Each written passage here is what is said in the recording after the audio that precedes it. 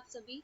आज हम लोग देखने वाले हैं रिकंसिलिएशन ऑफ स्टेटमेंट के प्रॉब्लम्स। ठीक है, देखिए सबसे पहली चीज तो मैंने आप लोगों को कल कुछ ट्रिक समझाई थी। तो इस ट्रिक में आपको it's a trick sorry okay, इस ट्रिक में आपको तीन चीजों को बहुत ध्यान में रखना है। पहली चीज तो ये, हमको जो भी क्वेश्चन दिया हो, जैसे यहाँ पे क्वेश्चन दिए तो हमको इसमें ये चीज समझनी है कि ये इनकम हेड में जाएगा, ये इनकम के हेड में जाएगा, ये हमारा इनकम है या फिर एक्सपेंसेस है। ठीक है, ये हमारा इनकम है या एक्सपेंसेस है। इनकम और एक्सपेंसेस होने के बाद में हमें ये देखना है कि ये जो है इसका ये एक्सेस हो रहा है, मतलब ये ज्यादा हो रहा है या इसका शॉर्टेज हो रहा है। तीसरी चीज हमें ये देखनी है कि ये ऐड करना है या फिर सब्सट्रैक्ट करना है या फिर इसको लेस करना है, जैसे हम लेस करना बोलते हैं। ये तीन चीज हमें देखनी है। तो पहली चीज मैं आप लोगों को, जो मैंने शॉर्ट ट्रिक कल आप लोगों को मैंने समझाई थी, उसको मैं फिर से रिपीट करती हूँ ताकि हम जब क्वेश्चन करें तो आपको और ज्यादा अच्छे से समझ में। देखिए पहली चीज तो एक्सपेंसेस आइटम दिए रहेंगे और इनकम आइटम दिए रहेंगे। हमें फर्स्ट ऑफ ऑल हमें तो ये ध्यान रखना है कि जो भी हमारा प्रॉफिट है कॉस्ट अकाउंटिंग से हम लोग स्टार्ट करते हैं। मैंने आपको कल के लेक्चर में भी बताया था कि हम लोग जो भी हम क्वेश्चन, हमारा जो प्रॉब्लम सॉल्व करेंगे, हम लोग क्या करेंगे, हम स्टार्ट कॉस्ट अकाउंटिंग से करेंगे। और हमारा टारगेट कौन सा होगा, टारगेट अकाउंट कौन सा रहेगा, टारगेट अकाउंट हमारा रहेगा फाइनेंशियल अकाउंटिंग, कि हमको कॉस्ट अकाउंटिंग से फाइनेंशियल अकाउंटिंग की तरफ जाना है।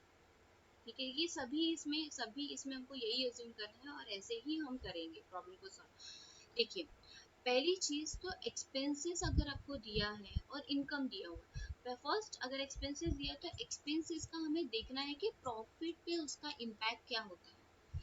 क्या बोला मैंने, एक्सपेंसेस का इम्पैक्ट किसके ऊपर, प्रॉफिट के ऊपर क्या हो रहा है। देखिए अगर हमारा एक्सपेंसेस, हम लोगों ने ज्यादा एक्सपेंसेस कर लिया, एक्सपेंडिचर हमने ज्यादा कर लिया, तो प्रॉफिट कैसा हो जाएगा, कम।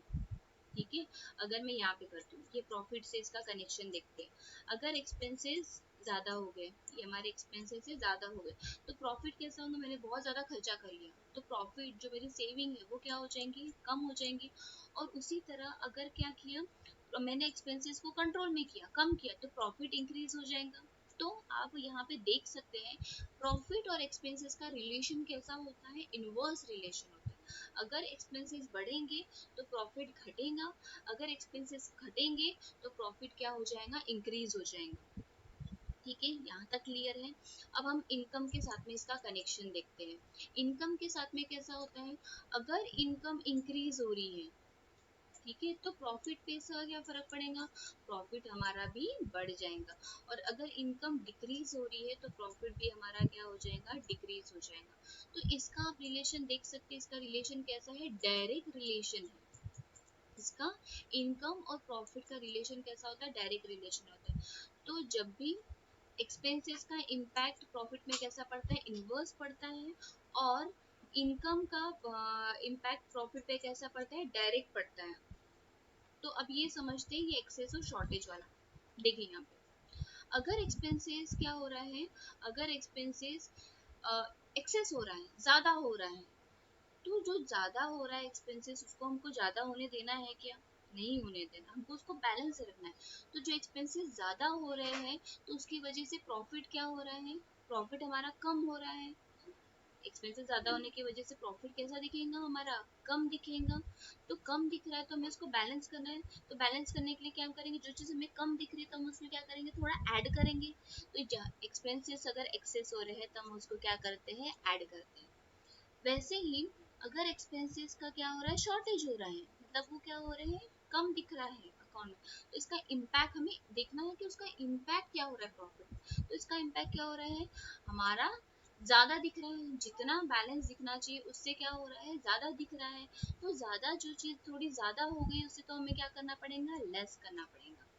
ओके, उसी तरह इनकम का, इनकम अगर हमारी शॉर्ट हो गई, इनकम हमारी कम हो गई, तो उसका प्रॉफिट पे इम्पैक्ट कैसा हो रहा है, हमारा प्रॉफिट भी कम हो रहा है। तो जो प्रॉफिट कम दिख रहा है तो हम इसको बैलेंस करना है, तो कोई चीज कम दिख रही है तो हम उसमें ऐड करेंगे। तो उसी तरह अगर इनकम का शॉर्टेज हो रहा है तो हम उसको क्या करते हैं, ऐड करते हैं। सेम वे जैसे ही एक्सेस हो गया, इनकम क्या हो गई, ज्यादा हो गई। अगर इनकम ज्यादा होंगी तो प्रॉफिट पे उसका इम्पैक्ट क्या होगा, प्रॉफिट भी ज्यादा दिखेगा। प्रॉफिट ज्यादा दिखेगा तो हमको ज्यादा का चाहिए कि नहीं रे बाबा, हमको तो जितना है उतना चाहिए, बैलेंस चाहिए, तो ज्यादा दिख रहा है तो हम उसको क्या करेंगे, लेस करेंगे। इतना समझ में आया क्या? ओके, अब हम बढ़ते हैं आगे। नेक्स्ट चीज मैंने आपको ये समझाई थी, अगर उसने डेबिटेड ये वर्ड बोला तो हमारा एक्सपेंसेस होगा, क्रेडिटेड बोला तो इसका मतलब वो इनकम होगा। ओके, देन ये अब हम आते हैं हमारे प्रॉब्लम के ऊपर। ये आपको एक क्वेश्चन दिया हुआ है, prepare the reconciliation of the statement from the following item. ये फॉलोइंग आइटम्स हमको दिए हुए हैं, उसकी बेसिस पे हमको रिकंसिलिएशन ऑफ स्टेटमेंट बनाना। तो स्टेटमेंट देखो ऐसे बनता है, एक रिकंसिलिएशन स्टेटमेंट करके उसमें पर्टिकुलर, यहाँ पे हम प्लस अमाउंट लिखेंगे, यहाँ पे माइनस अमाउंट लिखेंगे, या फिर डायरेक्टली हम प्लस माइनस भी कर सकते हैं। इट्स नॉट नेसेसरी कि हम अलग अलग बनाएं, तो ये डिपेंड करता है, जैसे भी कन्वीनियंट है वैसे बनेंगे। देखिए, फर्स्ट चीज हमको ये चीज याद रखनी है कि स्टार्ट हम लोग, मैंने जैसे आपको बोला कि हम लोग स्टार्ट हमेशा किससे करेंगे, profit as per cost accounting से करेंगे। ओके, तो क्वेश्चन में आपको profit as per cost accounting दिया हुआ है क्या? यस मैम, दिया हुआ है। क्या दिया हुआ है? Net profit as per cost accounting, वो अमाउंट कितना है, 27,000। तो हम सबसे पहले इसमें यही चीज करेंगे, हम यहाँ पे लिख देंगे 27,000। दिखा आपको 27,000? ओके, उसके बाद में नेट प्रॉफिट, एक एक आइटम लेते हैं। ओके, समझ में आएगा अच्छे से। नेट लॉस दिया हुआ, net loss as per financial accounting. अब लॉस दिया हुआ, कितना दिया हुआ है, 4,100। ठीक है, तो ये क्या है, लॉस है, तो हमको तो इसके पास पहुंचना है ना। हम लोग स्टार्ट किससे करें, कॉस्ट अकाउंटिंग से, तो अभी हमें इसकी जरूरत नहीं है। बस हमें इतना देखना है। आप चेक कैसे करोगे कि हमारा आंसर सही है नहीं, आपका जो लास्ट आंसर है वो फाइनेंशियल अकाउंटिंग के का जो प्रॉफिट या लॉस दिया उसके इससे सेम आना चाहिए। अगर वो सेम आ गया, इसका मतलब आपने पूरा रिकंसिलिएशन स्टेटमेंट क्या किया है, सही कर दिया। ओके, नेक्स्ट हमको बोला है over recovery of. Over recovery का मतलब, ओवर रिकवरी हुई मतलब क्या हुआ, एक्सेस हुआ। ठीक है, ओवर रिकवरी हुई मतलब इसका मतलब क्या हुआ, एक्सेस हुआ। तो ओवर रिकवरी को मैं यहाँ पे एक्सेस लिख सकती हूँ। ओके, लिख सकते हैं। ठीक है, ये हो गया एक्सेस। अब एक्सेस क्या हुआ, ऑफ फैक्ट्री ओवरहेड। और फैक्ट्री ओवरहेड हमारा क्या होता है, एक्सपेंसेस होता है। फैक्ट्री ओवरहेड क्या होता है, एक्सपेंसेस होता है। और वो कहाँ दिख रहा है, इन कॉस्ट ग्रुप। तो वो बोल रहा है जो एक्सपेंसेस है वो एक्सेस हो गए। तो जब भी हमारे एक्सपेंसेस एक्सेस होते हैं तो हम उसको क्या करते हैं, देखो यहाँ पे हमने ये जो एक्सपेंसेस है ये एक्सेस हो गया, तो इसको हमने क्या किया, यहाँ पे ऐड किया। तो बस यही करना है आपको, यहाँ पे हम क्या करेंगे, इसको ऐड कर देंगे। ओके, तो देखिए यहाँ पे ऐड किया कि हाँ, over recovery of factory overhead को क्या किया उसने, ऐड किया। और अमाउंट कितनी थी इसकी, अमाउंट थी 2,200। समझ में आया? Next, under recovery. अब उसने वर्ड बोला है अंडर रिकवरी, तो अंडर रिकवरी मतलब क्या हो गया, शॉर्टेज, है ना। इसका मतलब क्या हो गया, शॉर्टेज हो गया। और शॉर्टेज क्या हुआ, ऑफिस ओवरहेड। और ऑफिस ओवरहेड क्या होता है हमारा, अगेन एक्सपेंसेस होता है। तो इसका क्या हुआ, शॉर्टेज हुआ। और जब भी हमारे, देखो यहाँ पे एक्सपेंसेस जब हमारे शॉर्टेज होते हैं तो हम उसको क्या करते हैं, लेस करते हैं। तो यहाँ पे हम लोग क्या करेंगे, इसको भी लेस कर देंगे। ठीक है, तो यहाँ पे हम लोगों ने इसको क्या किया, under recovery of office overhead जो है इन कॉस्ट बुक में जो दिख रही थी उसको हमने लेस कर दिया। समझ में आ रहा है? नेक्स्ट, आपको दिया हुआ interest received on bank deposit. तो इंटरेस्ट मिला है, तो इंटरेस्ट जब मिलता है तो वो क्या हो जाती है, इनकम। यस, तो हमने पहले इसको बोला कि ये तो हो गई इनकम हमारी भाई। चलो, on bank deposit not included in cost accounting. मैंने आपको एक चीज समझाई थी, अगर पहले के लेक्चर्स, आपको पहले का लेक्चर देखोगे तो ही आपको ये चीज समझ में आएंगी। Interest received on bank deposit, interest received ऐसे जो भी वर्ड्स आते हैं ये किसके आइटम्स होते हैं, ये होते हैं फाइनेंशियल अकाउंटिंग के। तो ये ऑब्वियस है वो कॉस्ट अकाउंटिंग में उसको मतलब कुछ आइटम जो होते हैं फाइनेंशियल अकाउंटिंग के वो कॉस्ट अकाउंटिंग में नहीं लिए जाते। तो उसमें से एक है इंटरेस्ट रिसीव, तो वो वाला जो है ये कॉस्ट अकाउंटिंग का आइटम है क्या, नहीं है। तो ऑब्वियसली कॉस्ट अकाउंटिंग वाले ने उसको अपने इसमें नहीं लिया। बट नहीं लिया फिर भी यहाँ पे हमको रिकंसिलेशन को तो मतलब दोनों के प्रॉफिट तो सेम आने चाहिए ना, उसका जो बैलेंस इक्वल आना चाहिए ना। तो इसकी एंट्री हमें रिकंसिलेशन में करनी होगी। ओके, तो पहली चीज तो इंटरेस्ट रिसीव हमारा इनकम है, और ये इनकम इसमें कॉस्ट अकाउंटिंग में इंक्लूड नहीं किया मतलब शॉर्टेज हो गया। और इनकम का जब भी शॉर्टेज होता है, देखो यहाँ पे इनकम का जब भी शॉर्टेज होता है तो हम उसको यहाँ पे क्या करते हैं, ऐड करते हैं। तो यहाँ पे सेम चीज हम लोग क्या कर देंगे, इसको हम ऐड कर देंगे। देखिए हो गया add, interest receive on bank deposit not included in cost accounting. इससे हम लोग कितने का हो गया, ये 1500। देखिए मैं ऐसे इस टेक्निक को, ये जो यहाँ पे ऑलरेडी मैंने करके रखा है, यहाँ पे प्रैक्टिकल प्रॉब्लम को समझाना लिख के आपको समझ में आ रहा होगा। देखो यहाँ पे कितना डिफिकल्ट है लिखना, ठीक है। तो मेरे पास में उतने इक्विपमेंट्स नहीं है, इसलिए मैं इस टेक्निक को यूज कर रही हूँ। ठीक है, पहले मैंने उसको ये कर दिया, उसके बाद मैं उसको इरेज करके फिर मैं आपको समझा रही हूँ, तो होप्स आपको समझ में आ रहा होगा। नेक्स्ट हम लोग अपने पॉइंट पे आते, छोड़ो। देखिए नेक्स्ट चीज ये है कि provision for income tax in financial accounting. फिर से प्रोविजन फॉर इनकम टैक्स ये कॉस्ट अकाउंटिंग में नहीं आता है, ये कहाँ आता है, फाइनेंशियल अकाउंटिंग।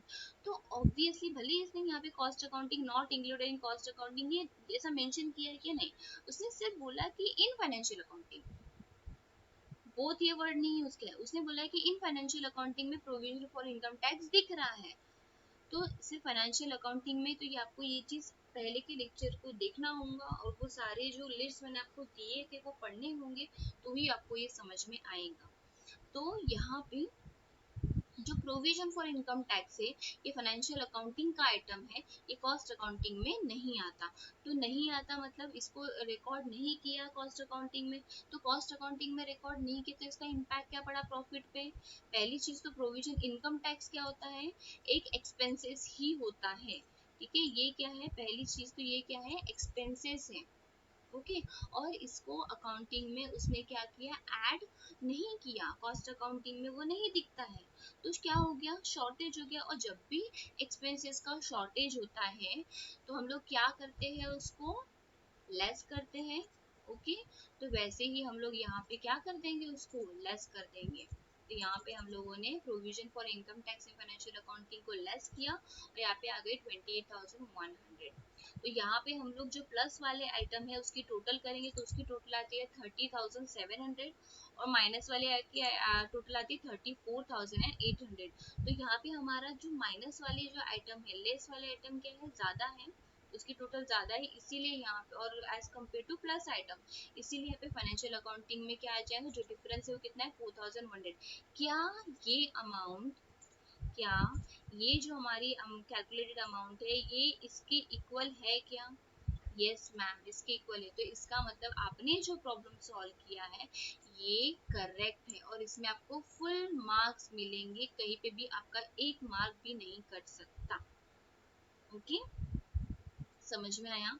हम लोग अब नेक्स्ट प्रॉब्लम देखते हैं।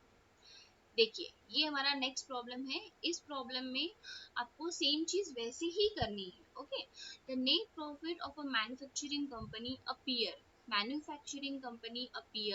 76,500 as per financial record for the year ended 31 March 2020।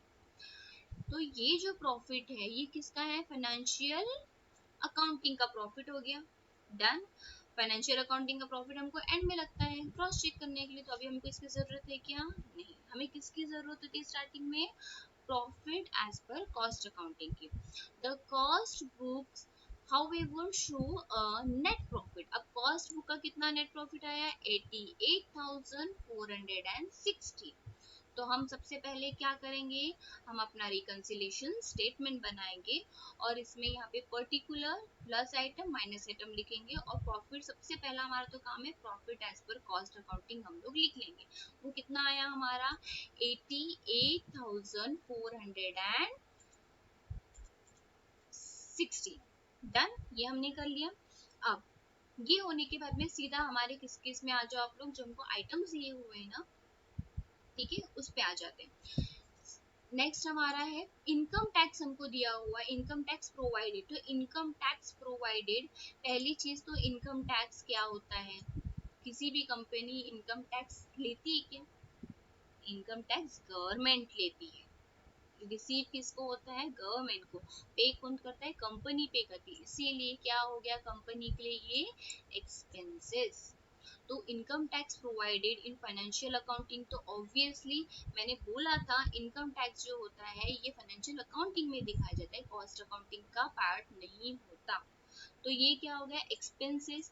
अब कॉस्ट अकाउंटिंग का में क्या हो गया इसका शॉर्टेज, और जब भी हमारे एक्सपेंसेस का शॉर्टेज होता है, ठीक है, ये क्या हो गया इसका शॉर्टेज हो गया। किसमें शॉर्टेज हो गया? हमारे कॉस्ट अकाउंटिंग में शॉर्टेज हो गया, क्योंकि हम लोग अल्टीमेटली किसको देख रहे हैं? कॉस्ट अकाउंटिंग को। और हम हमारा टारगेटेड कौन सा है? Financial accounting. तो यहाँ पे एक्सपेंसेस का शॉर्टेज, और जब भी हमारा एक्सपेंसेस का शॉर्टेज होता है तो हम उसको क्या करते हैं? लेस। तो यही पे यहाँ पे भी हम लोग सेम क्या करेंगे? उसको लेस कर देंगे। हो गया income tax provided financial accounting कितना हो गया, इसको लेस किया और कितना था वो 10,000 का था। समझ में आया? नेक्स्ट, इसके बाद में बैंक इंटरेस्ट क्रेडिटेड। मैंने क्या बोला था? जब भी क्रेडिटेड ये वर्ड यूज किया तो इसका मतलब क्या होता है? इनकम। इसका मतलब क्या होता है? इनकम। देखो यहाँ पे मैंने आपको बताया है, ये देखो क्रेडिटेड मीन्स इनकम, ठीक है। तो यहाँ पे क्रेडिटेड किया तो इसका मतलब ये क्या हो गया? इनकम। इनकम कहाँ दिख रही है? फाइनेंशियल बुक में दिख रही है। कॉस्ट बुक में इनकम दिख रही है क्या? नहीं। तो फिर क्या हो गया? अरे फिर से शॉर्टेज हो गया, ठीक है। क्या हो गया? शॉर्टेज हो गया। और शॉर्टेज किसका हो गया? इनकम का। और जब भी इनकम का शॉर्टेज होता है तो प्रॉफिट पे इसका असर क्या पड़ता है? प्रॉफिट का भी शॉर्टेज दिखता है, प्रॉफिट भी कम दिखता है। तो हमको प्रॉफिट को बढ़ाने के लिए क्या करना पड़ेगा? ऐड करना पड़ेगा। तो यहाँ पे भी हम लोग क्या करेंगे? ऐड कर देंगे। तो bank interest credit in financial book क्या हो जाएगा? इसमें हम ऐड करेंगे कितनी amount? 215। Okay, done. Works over head. तो वर्क्स ओवरहेड क्या होता है? हमारा एक्सपेंसेस। ओके, वर्क से क्या होता है? एक्सपेंसेस। और ये क्या हुआ? Unrecovered, under recovered. Under recovered का मतलब शॉर्टेज। तो ये क्या हो गया? शॉर्टेज। और एक्सपेंसेस का जब भी शॉर्टेज होता है तो उसको हम लोग क्या करते हैं? लेस करते हैं।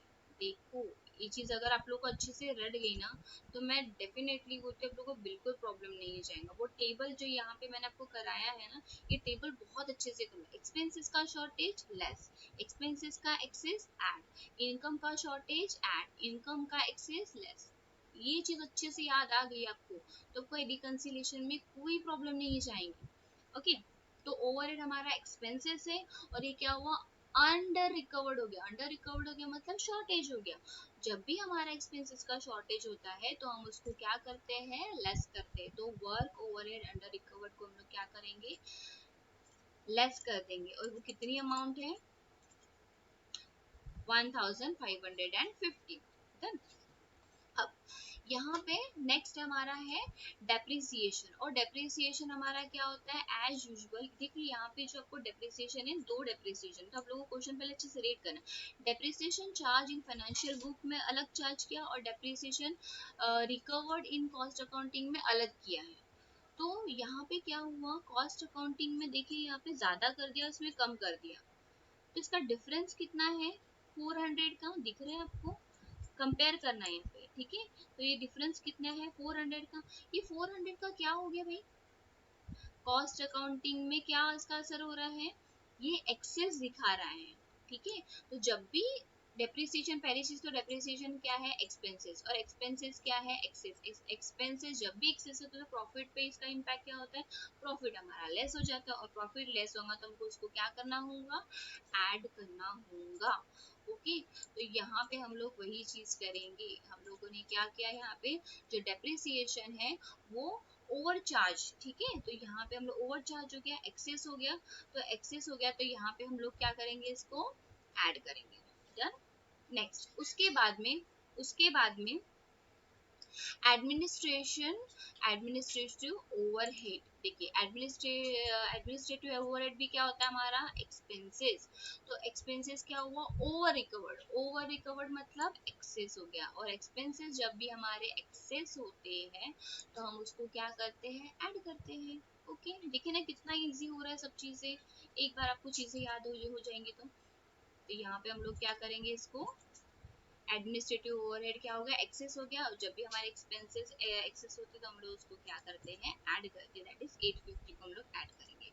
ओके, उसके बाद में loss to the obsolescence in financial account. देखो ऑब्सोलेंस जो होता है, ऑब्सोलेंस का मतलब होता है अगर कंपनी के पास में कोई तो भी असेट है, बट वो असेट का है अभी कोई यूज नहीं है और वो अभी किसी काम में नहीं है, तो वो क्या हो गया, लॉस हो गया। और लॉस है मतलब ये अल्टीमेटली क्या है, एक्सपेंसेस है, ठीक है, एक्सपेंसेस है।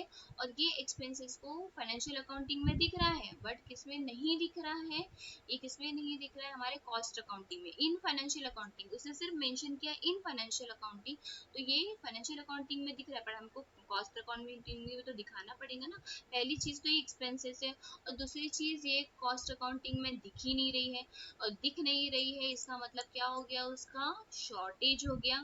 तो शॉर्टेज, एक्सपेंसेस का शॉर्टेज को हम लोग क्या करते हैं, लेस करते हैं। ओके, तो यहाँ पे हम लोगों ने loss due to obsolescence in financial book में क्या करेंगे, हम लोग इसको लेस करेंगे, और कितना, 2800। नेक्स्ट, उसके बाद में मैं ये इरेज कर दूंगी यहाँ पे। ओके, मैं इसको पहले इरेज कर देती हूँ।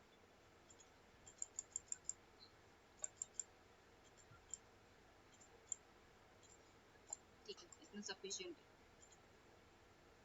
नेक्स्ट, उसके बाद में इंटरेस्ट ऑन इन्वेस्टमेंट, हमने कुछ तो भी इन्वेस्टमेंट, सॉरी कंपनी ने कुछ तो भी इन्वेस्ट किया था, उसमें उसको इंटरेस्ट मिल रहा है। तो इंटरेस्ट ऑन इन्वेस्टमेंट ये हमेशा किस एक नॉट इंक्लूडेड, ये बता रहा है कि इसको कॉस्ट बुक में इंक्लूड नहीं किया, तो ये ऑब्वियस है। ये वाला जो आइटम है ये फाइनेंशियल अकाउंटिंग का आइटम है, जिसको हम कॉस्ट अकाउंटिंग में नहीं दिखाते, तो इतना डिफरेंस तो दिखेगा, बट हमको इसको रिकंसाइल करना है। ओके, तो पहली चीज तो इंटरेस्ट ऑन इन्वेस्टमेंट, कुछ तो इन्वेस्टमेंट हमने की, उसमें हमको इंटरेस्ट मिल रहा है, दैट मीन्स ये हमारी क्या हो गई, कंपनी की क्या हो गई, इनकम। और ये इनकम जो है कॉस्ट अकाउंटिंग में नहीं दिखाए, इसका मतलब क्या हो गया, शॉर्टेज हो गया। तो जब भी इनकम का शॉर्टेज होता है तो हम उसको क्या करते हैं, इसका इम्पैक्ट क्या होता है, प्रॉफिट में, इनकम का शॉर्टेज हो गया, प्रॉफिट में इसका इनका क्या, वो कम दिख रहा है, प्रॉफिट भी कम दिखेगा। तो प्रॉफिट कम दिखना चाहिए क्या, नहीं, तो हम उसमें ऐड करेंगे, तो यहाँ पे हम लोग क्या करेंगे, ऐड करेंगे। तो ये गया, स्टोरेज आ गया। ओके,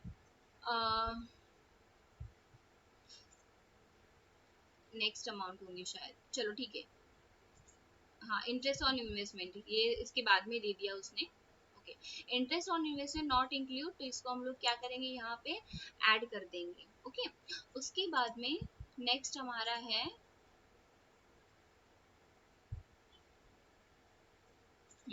नेक्स्ट हमारा है इंटरेस्ट हो गया। उसके बाद में स्टोर एडजस्टमेंट, ठीक है, स्टोर एडजस्टमेंट क्रेडिटेड, क्रेडिटेड का मतलब ही क्या होता है, मैंने बोला क्रेडिट का मतलब होता है इनकम, और इनकम कहाँ पे हुई, फाइनेंशियल बुक में दिख रही है, ठीक है, इनकम कहाँ दिख रही है, फाइनेंशियल बुक में दिख रही है।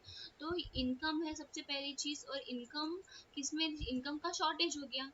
तो इनकम का जब भी शॉर्टेज होता है तो हम उसको क्या करते हैं, ऐड करते हैं। तो इसलिए हमने ये जो storage adjustment credit financial book, cost accounting में इसकी एंट्री नहीं है, तो इसको हम लोग क्या करेंगे, ऐड करेंगे। ओके, तो कितना है यहाँ पे अमाउंट, 240। ठीक है, नेक्स्ट हमारा है लॉस ड्यू टू डेप्रिसिएशन। ठीक है, लॉस हुआ डेप्रिसिएशन के वजह से, in stock value charge in finance, तो जो भी लॉस हुआ था मतलब पहली चीज तो डेप्रिसिएशन हमारा एक्सपेंसेस है, और वो कहाँ पे दिख रहा है, सिर्फ इन फाइनेंशियल बुक में। तो कॉस्ट अकाउंटिंग में दिख रहा है क्या, नहीं। तो यहाँ पे शॉर्टेज हो गया, और शॉर्टेज होने की वजह से प्रॉफिट में इसका असर पड़ा। तो प्रॉफिट कैसा दिख रहा है, ज्यादा दिख रहा है, तो इसको हम पे क्या करेंगे, लेस करेंगे। ओके, तो यहाँ पे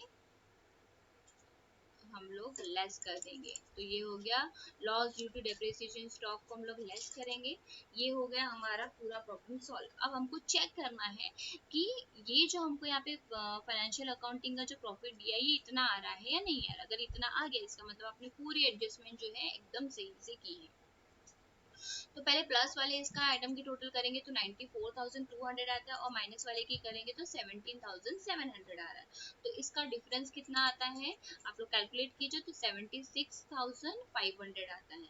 तो हो गया हमारा एडजस्टमेंट। हमारा देखिए हमारी उतनी ही टोटल आ रही है क्या, यस हमारी उतनी ही टोटल आ रही है 76,500, और हमको जो प्रॉब्लम में दिया हुआ था सेम उतनी ही आ रही है, राइट। तो इसका मतलब हमारा प्रॉब्लम सही है। ओके, ये दो प्रॉब्लम में आपकी चीजें कॉन्सेप्ट क्लियर हुए हैं या नहीं, मुझे बताइए। और अगर आपको लगता है कि मैम और थोड़े से एक दो प्रॉब्लम्स लेने चाहिए, आप लोग घर पे प्रैक्टिस कीजिए। ठीक है, आपके मैंने जो आपको ट्रिक बताई है वो आपको अच्छे से लर्न होनी चाहिए, क्योंकि उसके बिना, और ये चीज आपको ये चीज समझना चाहिए कि आइटम जो है वो एक्सपेंसेस है या इनकम है। अगर ये चीज आपको ये चीज अगर अच्छे से आपका इसमें बहुत अच्छा होल्ड है, तो फिर आप लोगों को रिकंसिलेशन ऑफ स्टेटमेंट में कोई प्रॉब्लम नहीं हो जाएगी। और घर में प्रैक्टिस कीजिए। अगर आपको लगता है कि और इसमें मैम एक दो प्रॉब्लम लेनी चाहिए, तो आप मुझे कमेंट कीजिए, तो मैं डेफिनेटली इसमें आप लोग को और बनाऊंगी। ठीक है, till bye and take care. और इसके आगे हम लोग कॉस्ट अकाउंटिंग के जितना भी थ्योरी पोर्शन है वो लेंगे। Okay, okay bye.